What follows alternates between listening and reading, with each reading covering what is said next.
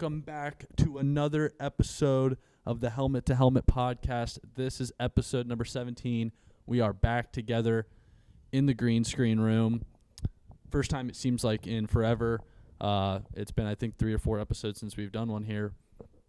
But nonetheless, a huge weekend of football coming up, conference championship week in college football, which I'm not sure if that means as much as it used to.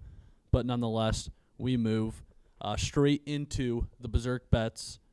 36 and 35 on the year. Got 5 picks this weekend. Hopefully I remain positive for the rest of the year. Not a whole lot left to choose from. I'm not going to pick any of the Friday night games since this won't come out till Saturday morning. But first, actually, let's cover those games, and then we can talk about the BeZRK bets since they're all the Saturday games. We have Troy and James Madison. James Madison kind of needs a miracle to get into the college football playoff. They pretty much need Duke to win the ACC, and they obviously need to take care of business against Troy, which I don't think will be that big of a problem. They don't play at a neutral site. They have better seed hosts, so this game will be in Harrisonburg.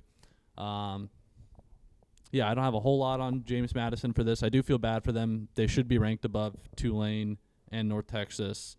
Hopefully, I kind of want chaos to happen and for them to get in because it would just make all the SEC fans so angry and Notre Dame fans so angry. So I'm hoping for it, but unlikely to happen. The American Championship, North Texas versus Tulane. This game really matters. The winner essentially is going to go to the playoff automatically. Tulane allowing John Summerall to finish the year out, even though he is signed to Florida to coach there next year. North Texas's coach also poached, but I believe he is not coaching out the rest of the year.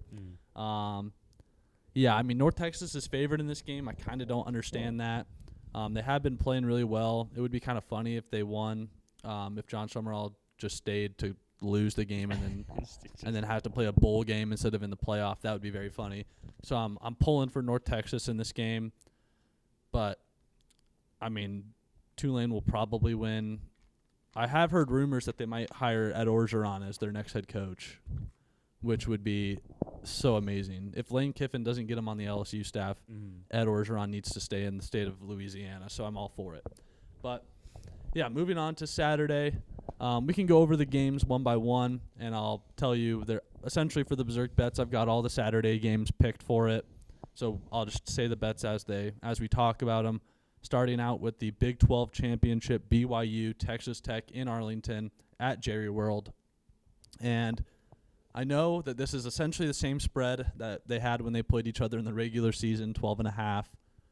But I don't care. I'm still taking BYU plus 12.5. They've got way more to play for in this game than Texas Tech does. Texas Tech pretty much already safe, guaranteed to be in the playoff with the number 4 seed currently. I don't see them losing and dropping 7 spots. BYU desperately needs to win to get in. The committee hates them for some reason. Unbeknown to me, why they're not above Miami and Notre Dame, it makes absolutely no sense. Who has Notre Dame beaten? Basically no one. They beat USC. Their best and player. BYU has a win over Utah, which they're ranked above. They have a win at Cincinnati. It makes no sense to me. I don't understand how Texas Tech's record and BYU, they have the same exact record, and I would say that BYU has a better loss than Texas Tech since they lost to ASU. This game means a lot. Unfortunately, I don't think I'll be able to watch it. I have to work. I'll try to convince the manager to throw it on the TV. I really hope Texas Tech doesn't cover. I don't see how they'll even want to cover 12.5. BYU just has so much to play for. Kalani Sitake decides to stay at BYU instead of going to Penn State. LOL. Penn State, I don't even know who they're going to hire. That's a different question for a different day, I guess. Thoughts? Yes. So, especially just Penn State not getting a coach is funny. I haven't watched a whole lot of either of these teams, but 12.5 in a championship game is kind of large, I think, because I think both the teams obviously have earned to be there, so I think it's a safe bet. Yeah, I just think Texas Tech, they just don't have as much to play for. They know that they're in. It's kind of what we were talking about last episode, where I said that I could see conference championships just not happening anymore. and this is kind of a prime example where this game, Texas Tech winning doesn't really do a whole lot for them. They're not going to move up they're not going to move up in the rankings, but they definitely, if they lose, could move down a couple spots and not get that first round bye. Mm-hmm. So I guess they kind of have a little to play for. They're playing for that first round bye, but I don't know. The conference championships have lost the value, which sucks, except for in the MAC next game, also at noon, baby. Detroit, Ford Field, and I'm going Miami plus 2.5. These two teams played each other once already. It was at Miami, Ohio. They did win. I think it was by 6, I want to say. Yeah, I mean, I'm just pretty much basing it off of that. The two teams have already played once. I know it's hard to beat a team twice, but it is at a neutral field, not at Western Michigan. I can't say I've watched a whole lot of these two teams play, but still taking Miami, Ohio. Oxford is pretty close to Cincinnati, so I'm kind of going homer pick here. Not a whole lot into that one, but I do love the MAC and its purity. If you just take the MAC conference, act like no other conference exists, and that the MAC championship is their natty, it's a very fun conference to watch because they know that they're not getting in the playoff, unlike some of the American schools or stuff like that. I don't know if we'll ever see a MAC team in the playoff. Can't remember the last MAC team that. I think Northern Illinois was ranked when they had Jordan Lynch a long time ago. But other than that, we don't need to spend too much time on this game. So moving on next to the SEC Championship, Georgia, Alabama, Mercedes-Benz Stadium. Pretty sure that if I saw a stat that if Georgia wins this game, Kirby Smart will have more wins in Mercedes-Benz Stadium than the Falcons, which is crazy because I think the Falcons have been playing there for like 3 full years now. But he wins. I mean, Georgia wins there a couple games there every year because they get the Georgia Tech game moved there. Yeah. Yeah, I've got Georgia minus 2.5 on this game. Again, they've already beat them once. I know people are going to say it's hard to beat a team twice, but I just think Georgia's by far the best team in the SEC. I don't think Bama's that good, and I actually could see Bama losing this, having them drop out, which would suck for Bama. But I also don't funny think for everybody else. I don't think that I don't think Bama should be in over BYU either. So I'm actually totally on board for them getting dropped. It's not going to happen. This game pretty much means nothing. Maybe Georgia, if they lost, would get dropped to the number 5, but still, I don't see that happening. Yeah, I like Georgia in this game. Yeah. I mean, they played once, and I think didn't Alabama play, or Alabama won when they played early in the season. 24-21, Alabama beat them on September 27th. Oh yeah, Georgia lost. So I like my bet even more. Yeah, I forgot that Bama's conference loss is Oklahoma, not Georgia. That's my fault. Yeah, so that's kind of like how it was though, because Alabama has always kind of had Georgia's number, especially with Nick Saban. But I think Georgia is just a better team, and I think that they were going to be able to win this. Yeah, I think so too. We'll save the best for last, so next we'll move to the ACC Championship, Duke versus Virginia. I'm going Duke plus 4 just because I want to see the chaos scenario of what they decide to do if Duke wins this. 7-5 Duke being in the conference championship over Miami is just so funny to me. It shows all the flaws of the current college football mega conferences. Yeah. This is going to happen regularly. This will not be the last time that we see something like this, especially in the ACC. I could see it also happening in the Big 12 in the future, but Virginia, so many teams need Virginia to win. It's unreal. Not to discredit Virginia's season, but I don't really think that they've looked too great. Duke is one of the weirdest up and down teams I've ever witnessed in my life. Yeah, I like Duke plus 4. I think they win outright. If they don't, I think they cover the spread at least. 4 seemed a bit big to me. I thought it'd be 2.5 or 3. Something like that. Yeah. So I like Duke in this game. Playing almost a home game. They're not too far from Charlotte. So, yeah, we'll take the Blue Devils just because we want to see James Madison make the playoff.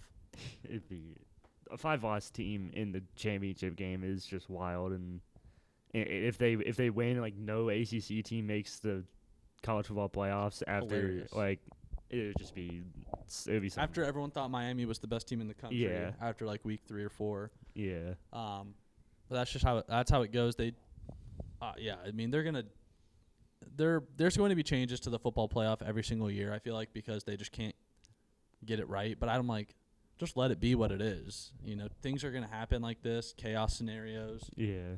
And yeah, I'm all for it. Yeah, if you want your team to make the playoffs, just win your games. Yeah, now more than ever, it's like you can say to Miami, you could say to Notre Dame, Vanderbilt, Texas, all those teams on the fringe minus BYU because they should already be in. The teams with 2 losses, I mean, you can literally just say don't lose twice. Yeah, just don't lose your games. It's not like the 4-team playoff where you had like Florida State go undefeated. It's like what else are they supposed to do? Yeah. Obviously Jordan Travis was injured in that game, so that's why they kept him out. But still, yeah, Miami, if you don't want to miss the playoff, don't lose 2 conference games, especially one where they looked like the worst team in the country when they played Louisville. Yeah. So, yeah, no one to blame but themselves. And then last up, game of the week, game of the year maybe, Indiana, Ohio State in Indy.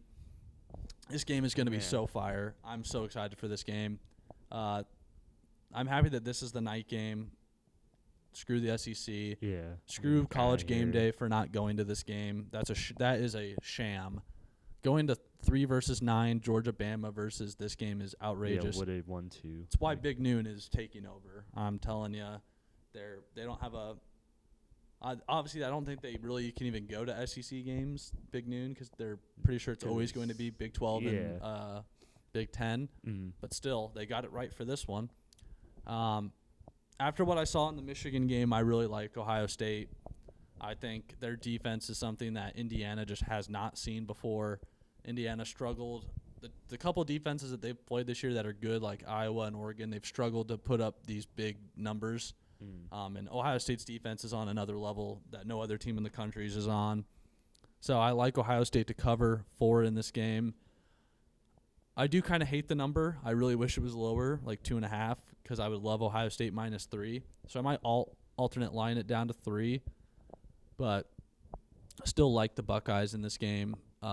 Definitely to win. That 4 scares me a little bit, but I still think that Ryan Day comes out, covers the spread.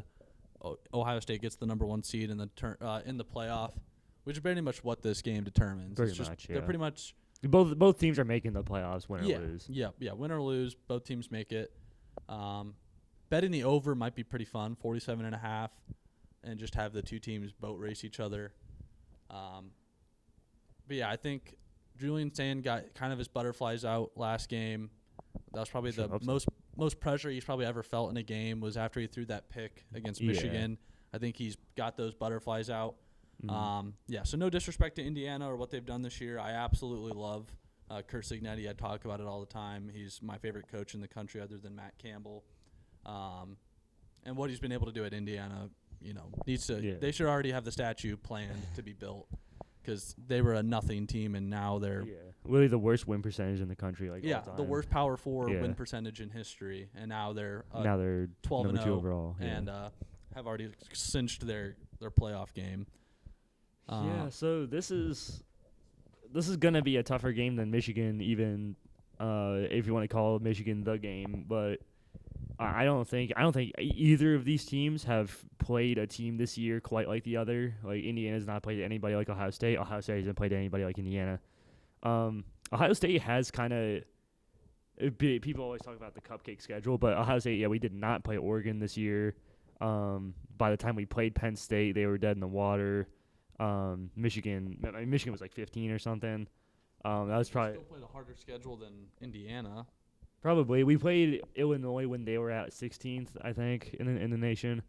So this is going to be the hardest game of the year. It might be the hardest game, even counting the playoffs up until like the national championship. Say if we play like Georgia or something.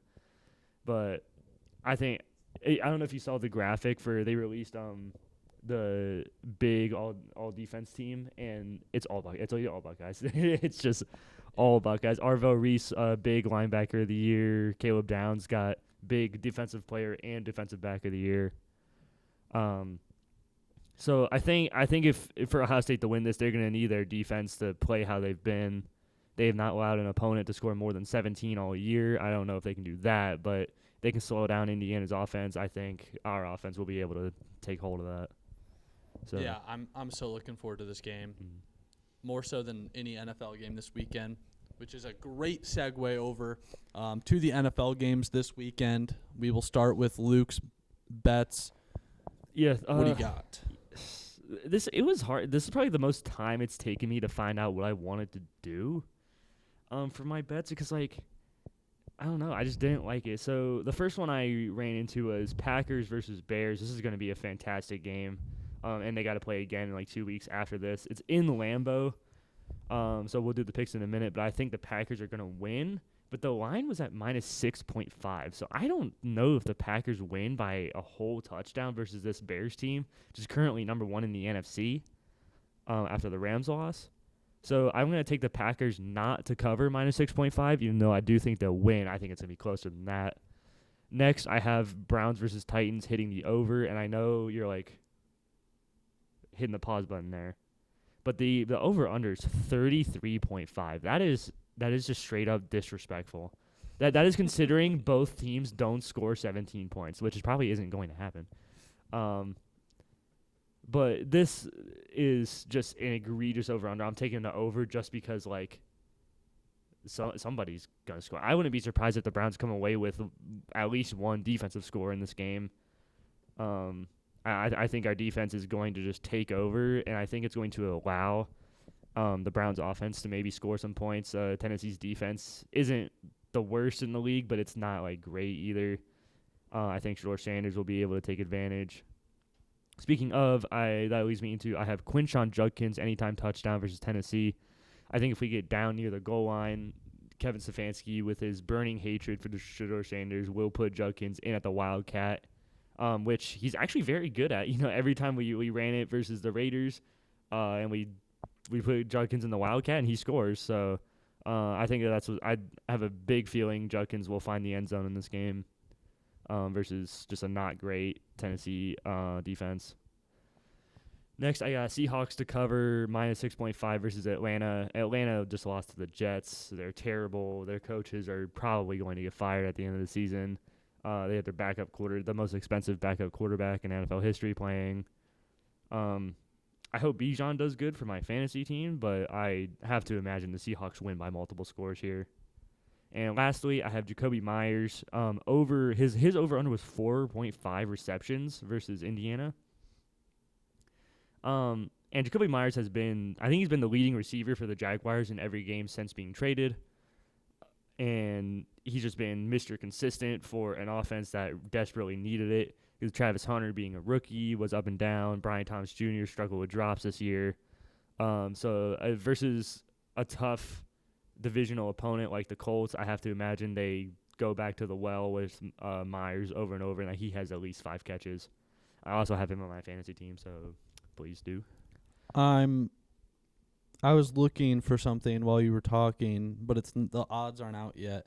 I was going to try to see what the odds are for Myles Garrett to record 2 sacks. That's what I was looking for. I couldn't find sacks. Those defensive props usually come out a little later.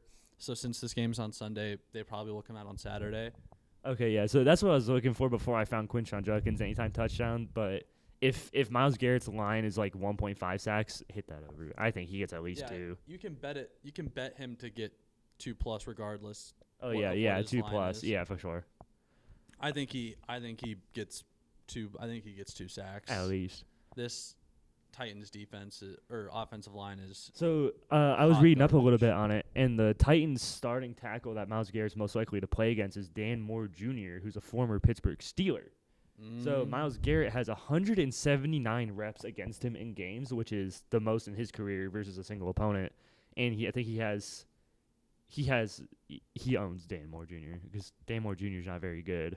I think Myles Garrett has like 7 sacks on him in his career, which is like, considering that's a lot, because I don't think Dan Moore Jr. because I don't think he got a second contract with the Steelers. So considering he played 3 or 4 years with the Steelers, that's like 8 or so games. So that's almost a sack a game against Dan Moore Jr. So I definitely think Myles Garrett's going to be able to take advantage, especially with the historic season he's having. If he wants that record, he's got to he's got to get it in this game because it's probably the easiest opponent for him that we have remaining. Yeah, definitely. So that'll do it for my bets. Just to recap, Packers not to cover -6.5, Browns Titans over 33.5, Seahawks cover -6.5, Jacoby Myers over 4.5 receptions, and Quinshon Judkins anytime touchdown. It's so crazy, like, just looking at, like, the sack records in the NFL, like, the current sack leaders. And obviously Myles Garrett is 6 sacks above the second place, which is Brian Burns, Micah Parsons with 12.5. But if you cut his sacks in half, 9.5 and 9.5, he would still be top 10 twice. That's insane. Like, that's nuts. Yeah, I've been worried the past couple of years because Myles Garrett's approaching 30. He might be over 30. So I was like, he might be starting to be slowing down soon, and we've already wasted his Hall of Fame career. And then he goes out and does this. So I don't know when Myles Garrett's gonna slow down. So like, the Broncos have 51 sacks on the year, and the Browns are in second with 43. But it's like just so crazy that almost half the Browns sacks are Myles Garrett. And it sucks as Malik Collins is a defensive tackle that we signed in the offseason. He was having a career year. He had 6 sacks, which was tied for the lead from a interior defensive lineman. And he suffered a quad injury that is season-ending in the 49ers game. So that's a tough blow. Yeah, and then I think that's where the Juwan Jennings drama comes from. If you guys didn't see, our other defensive tackle, Shelby Harris, former Bronco, in the locker room post-game interview, he was talking about how Juwan Jennings deserved to get punched in the nuts by the Panthers player previous week, and how he's surprised no one's punched him in the face yet. Because apparently Juwan Jennings says things you should never say to another grown man. And I was like, that's probably just being soft at first. But then I saw him while Malik Collins was injured on the ground. He came over and started trash-talking him. So I was like, that's not right. So maybe Juwan Jennings did deserve to get punched in the nuts. I don't know. All right. Well, yeah. Let's get in the picks. Let's move into the NFL picks. I'm 88-42 on the year. What am I? I am 74-55. There we go. All right. Well, yeah. Let's jump into it. First game, Thursday night football tonight. We have Cowboys at Lions. I'm taking the Cowboys, and I just glanced over at your thing, and we only have like one game different. Really? And I thought I picked. I thought we were gonna be different. Yeah, I thought I picked games, and I was like, oh, like he's not gonna pick these teams, and then you did. So, but yeah, I'll take the Cowboys tonight. I think the Lions are very close to falling apart, and the Cowboys essentially can't lose another game if they want to make the playoffs. Yeah. Yeah, I mean they are in the hunt for sure. They're currently sitting at number 9. A win tonight puts them in 8. So then they just kind of need some help from the Packers or 49ers losing games. They are kind of in that awful situation that the NFC South automatically gets a team, but the Cowboys can finish with a better record than them, which it's only ever the NFC South which that happens to. Yeah, NFC South only sent like one team to the playoff, I think, since Brady retired. So yeah, I can't. I think I couldn't remember. Yeah, the last time that they sent to. I think the last time they sent 2 was Drew Brees' final year. I think because they had the Saints and the Buccaneers, with Tom Brady. I think that was like, I don't even know what year that was, 2020 or 2021, but that's crazy. I also have the Cowboys. The tipping point for me was Amon-Ra St. Brown. I think is leaning towards not playing. So that's a big blow to the offense. And my fantasy teams. But also Terrion Arnold is also out for the year. Amon-Ra St. Brown should only be out like this week, maybe next week. But I think just with that, I don't think, especially with, even if Terrion Arnold's not great, he's still a starting corner. And I think the Cowboys offense is just going to be able to feast on the depleted Lions defense. Yeah, he's ruled as questionable right now. But I don't know. I haven't heard anything. I feel like if he was playing, we would have heard by now. Typically, the later it goes, the less likely they are. Yeah. So, yeah, I will. I'll take the Cowboys. Moving on to Sunday, the 1:00 games. First, I've got Dolphins Jets. Mm-hmm. I don't know what order you have. We have different orders, but that's fine. Yeah, that's fine. Yeah. So Dolphins Jets, awful game. I'm taking the Dolphins. I don't have a whole lot of insight into why or how. I just don't think the Jets are finally going to start actually tanking and not winning games when they're not supposed to. And the Dolphins haven't really looked that bad. Like, all things considered, I think they've been playing a lot better the last few weeks. So I'll take Tua to get a big win in East Rutherford. Yeah, I think I'm taking the Dolphins just based on the fact that they're not the Falcons. I think Devon Achane's going to have a big day. I have to imagine. All right. Next up, I've got on here Ravens Steelers in Baltimore. I'm taking the Ravens, although they looked horrible last week against the Bengals. Still look better than the Steelers. Their offense just can't do anything. I don't understand how. And AFC North is becoming just as bad as the NFC South this year. Actually, it's probably worse. It's probably the worst division in the league right now. Yeah, the fact that the Browns aren't mathematically eliminated yet is so funny to me. But yeah, I think the Steelers are the definition of I don't know what they're doing. I think it's probably the year we see a coaching change finally in Pittsburgh. Wouldn't be surprised. And this game might definitely be the catalyst for that happening. So yeah, I like the Ravens in this game. Yeah, Ravens, Steelers both looks pretty awful. I think Lamar's leg injury is bigger than they're letting on, and he's playing through it very hobbled. But yeah, like the tipping point for me was at the fact that it's in Baltimore, because I have to imagine that they're going to split the series this year because they're equally not playing well. And this one's in Baltimore. If it was in Pittsburgh, I'd probably roll with the Steelers, but I'm going with the Ravens. All right. Next up, I've got Bucks Saints. I'm taking the Bucks. That's the Bucks, yeah. Saints are so trash. Baker Mayfield with one arm is better than Tyler. Yeah, so, probably. Yeah, I'm taking the Bucks. I don't want to spend too much time on this game. I don't think we've talked about the Saints extensively all year. There's nothing to talk about. They're just terrible. After they decided not to trade Chris Olave, I lost interest in the Saints.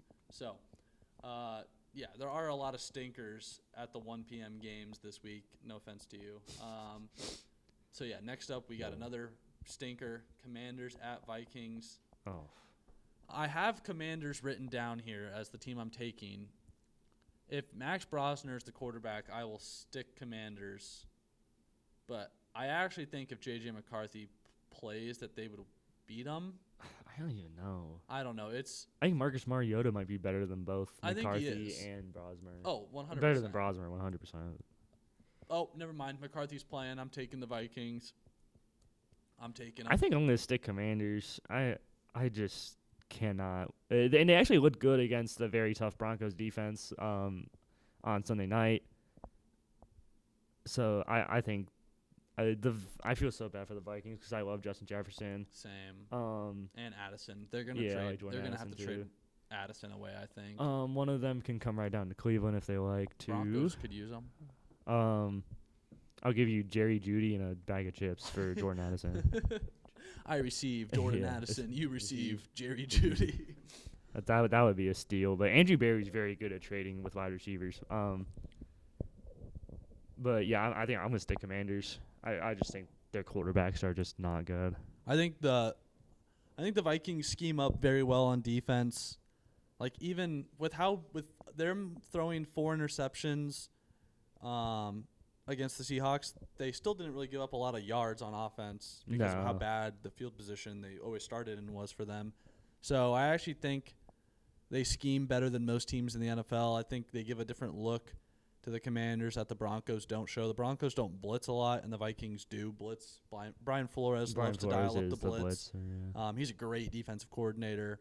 If the Broncos were to trade for another coach, he'd probably be the one I'd want at defensive coordinator and just let him run wild with Benito and Jonathan Cooper. But that's neither here nor there. Yeah, so I'm switching to the Vikings just so mostly so that Luke and I can have different picks. Yeah, I guess. Because I think the only other one that we have different is the next game that we will talk about, which is the Bengals and Bills. I'm taking the Bills at home. Oh, taking the Bills. Okay. I think they've looked a little better. They need to figure out this whole Keon Coleman thing. I mean, he scored last week. Yeah, but like he needs to, like they drafted him to be a wide receiver, a wide receiver 1, and he has off the field issues. He just jokes around all the time. He doesn't look serious enough. I know Cam Newton did like a whole 20-minute segment on his podcast of this, but it's a genuine thing. Like you can't sell out Josh Allen. This is the year. Like, no Mahomes most likely in the playoffs, at least as of right now. Like, this is the year. If you can take advantage of, like, a Patriots team this team has never played in the playoffs before, at least this version of the Patriots, and the Broncos offense is super shaky, and the Bills beat them by 40 last year in the playoffs almost. So I think this is the Bills' year. If they really want to do it, this is a big game, big test for them. They can beat this Bengals offense at home. Over is 53.5 in this game, which is hilarious. That's a lot. I actually don't hate the over to hit, too. Bengals offense with Burrow just looks different. The Bengals, I don't know who. They need somebody to take that T. Higgins contract, but I don't know if there's a team in the NFL that will do it. So they're kind of in purgatory for that. But yeah, I do like the Bills in this game. Yeah, I don't think they cover. I think it's a 3-point win. I don't think they cover the spread 5.5, but I like them to win. Yeah, I mean, this was another one that could really go either way. What I'm basing my pick of the Bengals off of is how good their defense actually looked with Burrow back. I always joke that Burrow doesn't play defense, so him coming back wouldn't change the trajectory of their season. But it does look like Burrow actually does play defense because their defense looked a lot better with him back out in the field. And the Bills' defense, I mean, they look good against the Steelers, but, like, congrats. The Bills' defense is still not great. And I have to imagine that a way better offense with the Bengals, especially with Joe Burrow, has another game back from injury. I think because they played on Thursday. That's true. Yeah, I think that the Bengals' offense is going to score a lot of points. So that's what I got. Okay, next game. I just saw if you are wondering why I look puzzled, I'll tell you in a second. We've got Seahawks at Falcons, and I'm looking, and it says tickets as low as $27. Oh, wow. I know that Mercedes-Benz is often known for not having, like, the most outrageous ticket prices. I think they're, like, on the cheaper side in the NFL, like them and the Panthers, but the Panthers just because they're bad. That's because they were bad for so long. Like, the Falcons have the nicest stadium in the NFL. Something like that, yeah. But I do remember hearing that they have, like, the lowest concession prices. Like, they're pretty nice. They're pretty favorable. But that does not mean that they're going to beat the Seahawks. They're going to get absolutely smacked. I like the Seahawks to cover -7 too. Yeah, like I said, I got the Seahawks to cover. I got the Seahawks to. I think they're going to win by more than 7. And JSN had a bad game last week. I think he'll bounce back, have a big game. Former Bronco Justin Simmons is not going to be able to contain him at the safety position. So, yeah, I'd like the Seahawks to absolutely smack the Falcons around. And I'm sorry, Falcons fans, that you have to have that ownership group. Yeah. But moving on to the last 1 o'clock game, second to last. We've got Titans-Browns in Cleveland. Yeah, we've already talked about this game quite a little bit. Extensively. I do have the Browns picked in this game. I think the Titans they've got their one win, and they don't want to win again. They're totally content with being a one-win team, so cool. Shout out to them. Shador wants to win, though. That's for sure. Shador's fighting for a job. And, yeah, I think Myles Garrett is just going to cause mayhem for them. I mean, if he can do what he did to Trent Williams, there's not a single tackle in the league who's going to be able to compete with him. It's kind of sad that was probably the last time that we'll see Myles Garrett and Trent Williams play against each other. I'm thinking about that now. Probably. But Trent is 37, I think. Yeah, I think he's only got one more year maybe after this, but he's one of the GOATs for sure. One of my friends hates him, though, thinks he's a dirty player, but that's regardless of the situation.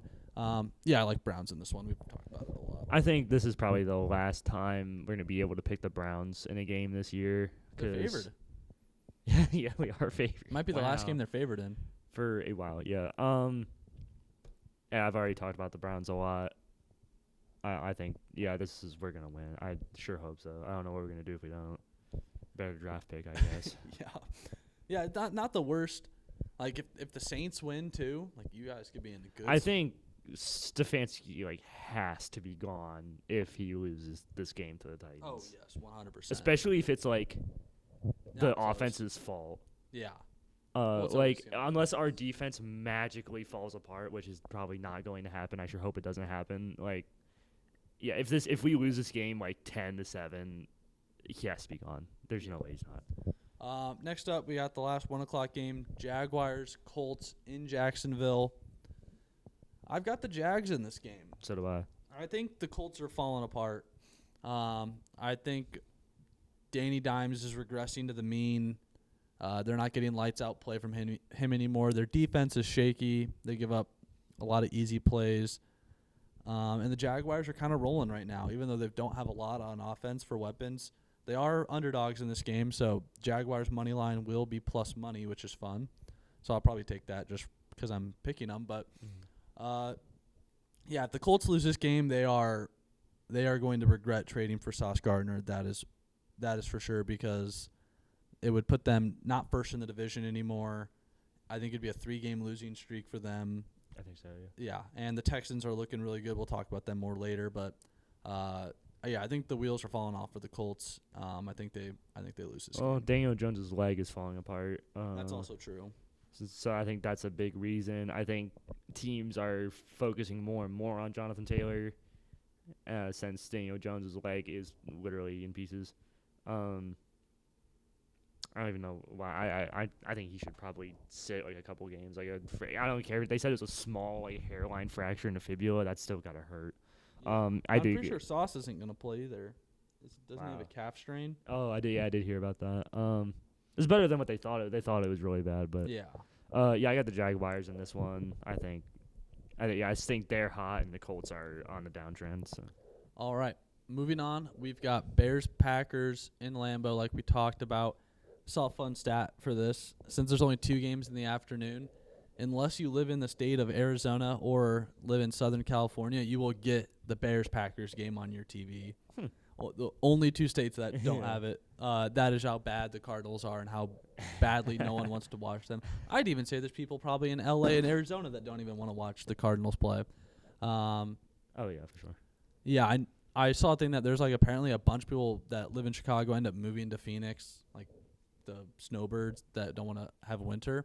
So very funny that they can't watch the Bears play. But yeah, I like the Packers to win this game only because they're on a huge winning streak. And this Toyota San Jordan Love. Yeah, I don't like the Packers though at all. So if the Bears do win this game, I won't be shocked whatsoever. I do like the Bears to cover 6.5. I think it's a 3 or 4 point win at most for the Packers. Their offense they looked good last week against the Lions. How good is the Lions defense this year? I don't know. It's still tough to say, but I do hope the Bears win because Ben Johnson's post game in the locker room, they're always so much fun. Him taking his shirt off. In the most straight way possible, I watched that video probably 20 times. I love Ben Johnson. He's probably my favorite head coach in the NFL. I think it'll be found out very soon is that Ben Johnson was the reason for the Lions' success and not so much Dan Campbell, although Dan Campbell's a good coach. But Ben Johnson, what he's been able to do in Chicago, it's kind of like the same thing as Kurt Signetti for Indiana. Yeah. It's like you took a team that last year fired their coach. They're 3-14. I think it was this week of last year is when they fired Eberflus. I think so. Yeah. It was right after Thanksgiving. Yeah, and a year later they're 9-3, first in the NFC. So, fantastic for the Bears. They're having a tremendous season. But if they win this game, then I'll genuinely believe that they're a Super Bowl contender. Right now I'm still on the fence. I'd still put Rams as my favorite in the NFC, even though they lost to the Panthers. But yeah, this game is game of the week for sure. I'm very looking forward to watching this game. Yeah, so I think I'm using the same logic as the Steelers and the Ravens, except that both of these teams are good instead of both of them are bad. I have to imagine that they split, this being played in Lambeau. I'm going to go with the Packers, although I don't think they cover. I think it's going to be close. When they play again in 2 weeks, I'll probably end up taking the Bears. So I think just both teams are good enough. This is going to be a really close game. I wouldn't be surprised if the Bears win. But I think the Packers defense. I think Micah Parsons is really starting to come on for the Packers. I think although they did just lose on Devontae Wyatt, who's a really good run stuffer. So the Bears run game, what they did to Philly last week, they might get that heated up again. But I think I'm still gonna stick with Packers. Yeah. It's a tough one to call. The spread being at 6.5 feels so weird to me. It feels really big. The fact that it's screaming take the Bears is making me almost want to take the Packers spread. You know, like kind of how when we had that stretch of college football games where they were always like 12.5, and I was constantly taking the underdog, and then they would always cover. Yeah. The favorite would always cover. It's kind of like I'm feeling similar vibes to that. Like it's screaming to take the Bears money line almost even. Yeah. So it's kind of one of those situations where it's like, what does Vegas know that I don't? Unless it's just a mental thing that the Bears just can't win. Yes, the very Packers have a often. very good record against the Bears from recent history. Yeah. Alrighty. Second afternoon game, like we mentioned, Rams-Cardinals. I'm taking the Rams, obviously. The Cardinals are so trash. I don't know what they do. I don't think the Cardinals win another game this season. I got the Rams as well. Yeah, I don't think so either. The one thing I do miss, though, is I miss Kyler Murray playing. Tickets for this game, $24. Wow. Get yourself to Come State watch a Farm blowout. Stadium. I miss Kyler playing, but not for him throwing. I miss him running because he is the most gracious runner I've ever seen in the NFL. Like his little legs just moving along. Yeah. Like him running looks so much better than every other quarterback. It's just, just because he's a little guy. I would have loved to have seen him actually play baseball. It would have been fun. Yeah, Myles Garrett called Kyler Murray one of the hardest quarterbacks to sack. I could see it. Yeah, because he's very he's so elusive. tiny and fast. Yeah, I could see that. But yeah, I don't want to spend a whole lot of time on this game. Rams definitely get a big bounce back win. I like them to cover 7.5 too, honestly. Probably. Devontae Adams probably have another 2 touchdowns because he gets 2 every game. It seems like so. And they're both like 1 yard. Yeah, they're all like 5 yards or less, and for some reason The goal line fades. kills Devontae my Adams. Kyron Williams fantasy, which I've now realized I'm in the losers bracket, the bottom 4 consolation. So I've made the playoffs in 2 of my 3 leagues. I did. In one of my leagues, I went 6-7 and missed the playoffs by 1 game. I went 5-8 or something like that. I started like 0-5, went on a 5-game win streak to get to 500, and then I lost 3 straight. Something like that. Anyway, Sunday Night Football, Texans at Chiefs.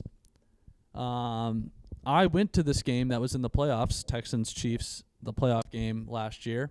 It was maybe the coldest I've ever been in my life at a sporting event. That has nothing to do with this game whatsoever. But I think the Texans' defense is probably the best in the NFL. Honestly, if I'm taking truth serum, I think it's probably better than the Broncos and Browns. I think they're number 1 in scoring. They're number and 1. Yards, Yeah, they're number 1 in yards. The only thing like they're not leading is like turnovers and sacks. But they're not really a sack That's not producing really, team. like how they're their team works. linebackers. I think Daniil Hunter's top 5 in sacks, but and I think Will Anderson is up there. I think he's top 10. Yeah. So, I think this is the Chiefs losing this game is the game that they're all like, this is where they officially hit the panic button. Like somebody's got to get fired. Matt Nagy. Something like that, because it becomes insurmountably hard for the Chiefs to make the playoffs. I think I think the Chiefs playoffs start like right now. Like I think every game has to be a playoff game for them. Because they already don't have the tiebreaker over the Jags and the Bills. So that's 2 teams that are going to be wild card teams that Jags could win the division. And they've lost to the Broncos 1 time. They just play them again. So they're at the best they can only split. And the Chargers. Yeah, so they're kind of screwed. Yeah, I'm glad. Which I'm here for. Yeah. They are 5-1 at home this year, which is an interesting stat. As Arrowhead, the Arrowhead's a great home field advantage. Yeah, it is. It's a fun stadium. Texans are 3-3 on the road. I still like the Texans to win this game, though. I'm mostly just doing that out of like emotions. I just want to see the Chiefs lose and the Broncos beat the Texans. So I want that Broncos to just keep everybody, below them until they eventually play the Bills or the Patriots in the playoffs and lose. But I like Texans in this game. Yeah, I think where this Texans defense separates itself from the Broncos.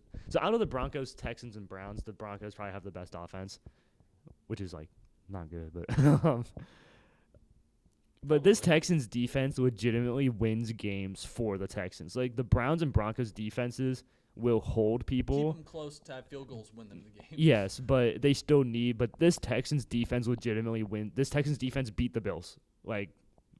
Davis Mills played good in that game, but this Texans defense is and the Colts. I'd honestly say they beat the Colts that way. Yeah, so I think this Texans defense, I think it is good enough to go in and hold the Chiefs to 17.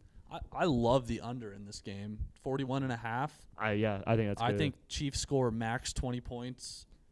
If they win, they score max 20. If they lose, they score 14-17. And the Texans never score more than like 24 points in a game. So I kind of like the under in that game. I didn't watch the last Chiefs game, but I heard that Trent McDuffie, who was supposed to be their best corner, was just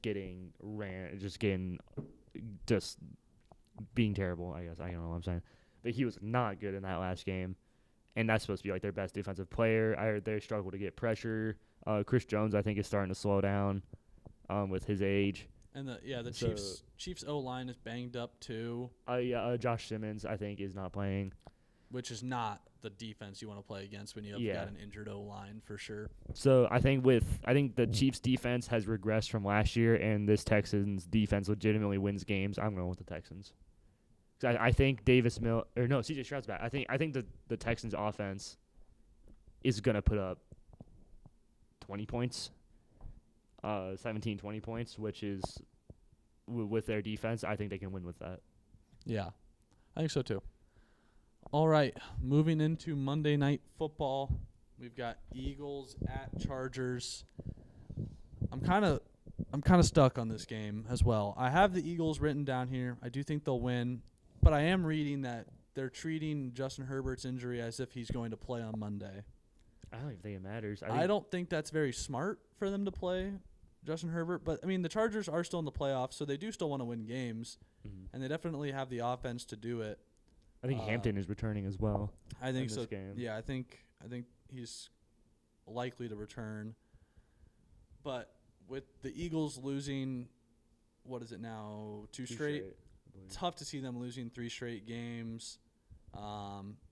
Jacksonville blew the doors off the Chargers, so I'm kind of in that same line of think Eagles will probably do the same. Although the Eagles' offense has just looked so weird, they don't make sense. But yeah, I think I like the Eagles to win this game. Yeah, I don't even think Justin Herbert playing is going to matter. I think their O-line, their 2 All-Pro tackles are gone, and the rest of their O-line is just terrible. So I cannot imagine the Chargers are even in this game for a long time. I mean, that might be a little overrating the Eagles, but I got the Eagles to win, I think, pretty handily. Yeah, this game also, I'm pretty sure, or not this game, but this week Patriots have the bye week, so it's officially, if Broncos win, it's the race for the number 1 seed is officially on. Yeah, I think it's the last bye week. I think Panthers also have this bye week. Panthers, 49ers, Giants, I think I saw. Patriots. Yeah, I'm just looking at some quick playoff standings before we wrap up the podcast. And, yeah, the Colts losing this game I think it would probably get them out. Of the 1 seed race. Not the playoffs even. Yeah, because and Jacksonville would win a game over them. I don't know. I mean, it's tough to see a path for the Colts to make the playoffs. The rest of their schedule is they have gauntlet. A tough schedule. Yeah, I think we mentioned that before. They still have 2 games against the Jags, 1 against the Texans. They play the Seahawks and the 49ers. Oh my gosh, that's awful. That's about as hard of a last 5 games as you can get. Broncos have this easy game against the Raiders and then have their gauntlet schedule. A lot of good games, though, coming in the last 4 weeks of the NFL schedule. So, but then also when you have a lot of good games, then the flip side is there's a lot of games that don't matter. Yeah. But as we are in week 14 of the NFL, I do want to say goodbye to the Raiders, Titans, Saints, and Giants, who have already all been mathematically eliminated, and the Cardinals. After this week, I would assume that the Commanders, Vikings, Jets, potentially Browns all join them. I am not sure how the Browns playoff scenario works. Obviously, we're not making it, but we're not eliminated yet, which kind of confused me. Well, because they're only 3 games back on the division, technically. Yeah, but I don't know how it all gets confusing when you get divisional. Thank the Lord there's no ties in the AFC. The ties make it so they just hurt my brain so much trying to figure out how ties work in the NFL. Which is making the NFC thing so confusing to me. If the Cowboys come back and win the NFC East, there's potential for a Cowboys-Packers rematch in the playoffs if the Packers are to make a wild card spot. Packers did lose that tie. I have said this, that the Cowboys tying that game was a win for the Oh, Cowboys. yeah, especially with how bad their defense was at the time. Yeah, the fact that they had like their before trading for tradings and people Quinn getting Williams healthy. and- yeah. But yeah, I think that is going to wrap it up for us for the podcast. Tune in. Well, obviously you're watching this on Saturday, so watch some football this weekend. Watch that Big Ten championship tonight if you're watching this on That's- Saturday. Oh, okay, yeah, so this was on Saturday. Yeah, if you're watching So this that's not not on tonight. Saturday, and if you're watching this on Sunday, watch the Packers Bears game. That's going to be a banger. All the late Sunday, like Sunday night football is going to be good. Monday night football is going to be good. So lots of good football this weekend, and we will see you back here next week for our recap show. Please remember to like and subscribe. Penn State, you might be in Brian Kelly watch. I'm not gonna. Usually, I'd say every fan who doesn't subscribe is in Brian Kelly watch, but I mean, there's not anybody else left. Penn State, you might be on Brian Kelly watch. But yeah, like and subscribe. Thank you guys for listening. We'll see you guys next week.